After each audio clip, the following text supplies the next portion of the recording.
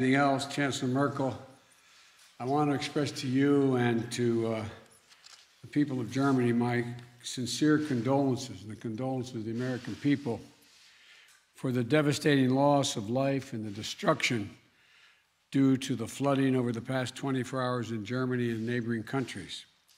It's a tragedy, and our hearts go out to the families who've lost loved ones. Chancellor Merkel has been here frequently over the past 16 years. Matter of fact, she knows the Oval Office as well as I do. But all kidding aside, though this administration, she's been there for 4 years, for 4 presidents. But I want to take a moment to acknowledge the historic nature of her chancellorship.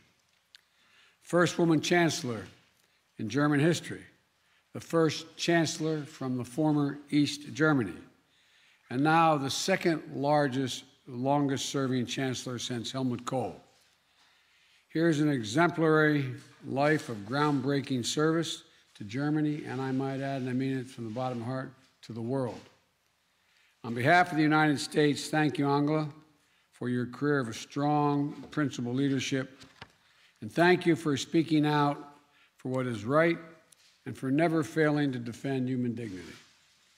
And I want to thank you for your continued support for the long-standing goal of a Europe whole, free, and at peace. You've been a stalwart champion of the Transatlantic Alliance, the Atlantic Partnership. Under your chancellorship, the friendship and cooperation between Germany and the United States has grown stronger and stronger.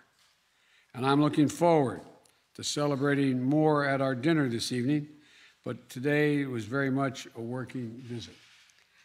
Chancellor Merkel and I covered a wide range of issues where Germany and the United States are working to advance a shared agenda. We discussed together with our fellow major democracies at the G7, Germany and the United States have responsibilities to lead with our values, as do the other members of NATO. And today, I've confided that in our new Washington Declaration, which we've codified, a document affirming our commitment to the democratic principles that are at the heart of both of our nations, and how we will apply them to meet the biggest challenges of today and tomorrow. Both our nations understand the imperative of proving that democracies can deliver the needs of our people in the second quarter of the 21st century. We will stand up for democratic principles and universal rights when we see China or any other country working to undermine free and open societies.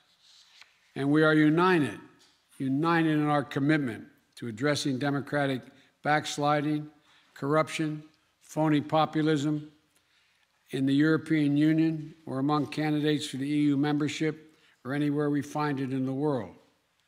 We agree on the importance of further integrating the Western Balkans into European institutions, and in our continued support for the sovereignty and territorial integrity of Ukraine, as well as the continued importance of reforms in the support of their Euro-Atlantic aspirations.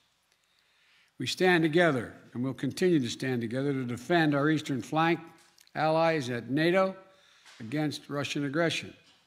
And while I reiterated my concerns about Nord Stream 2, Chancellor Merkel and I are absolutely united in our conviction that Russia must not be allowed to use energy as a weapon to coerce or threaten its neighbors. And today, we're launching a climate and energy partnership to support energy security and the development of sustainable energy technologies, and emerging economies, including in Central Europe and Ukraine. To unite our efforts to upend on our global climate ambitions, that we have to up the ante. What happened, as we talked about, when Paris Accord was set, we thought we had established just how serious it was, but things have gotten much more dire since even that date. And to unite our efforts to up the ante on global climate global climate ambitions. I also thank Chancellor Merkel for the dedication and the sacrifice of German troops who have served side by side along with U.S. forces in Afghanistan for almost 20 years. And we reaffirmed our shared commitment to continuing to counter terrorist threats where we find them, including in the Sahel in Africa. And when we think about the future we want for the world, there's no issue set at all that I believe we find anything other than the certainty that a commitment that between the United States and Germany doesn't benefit whatever the problem, the concern is. We need to fight COVID-19 pandemic everywhere to strengthen global health security for tomorrow, so we're ready for the next pandemic. We need to make sure that the rules of the road governing the use of emerging technologies advance freedom, not authoritarianism and repression. And we need to promote a sustainable and inclusive economic recovery that enhances the prosperity and opportunity for all, and so much more. This isn't just work of governments. It's the work of our peoples, sharing their innovation and insights, joining together to amplify our collective impact.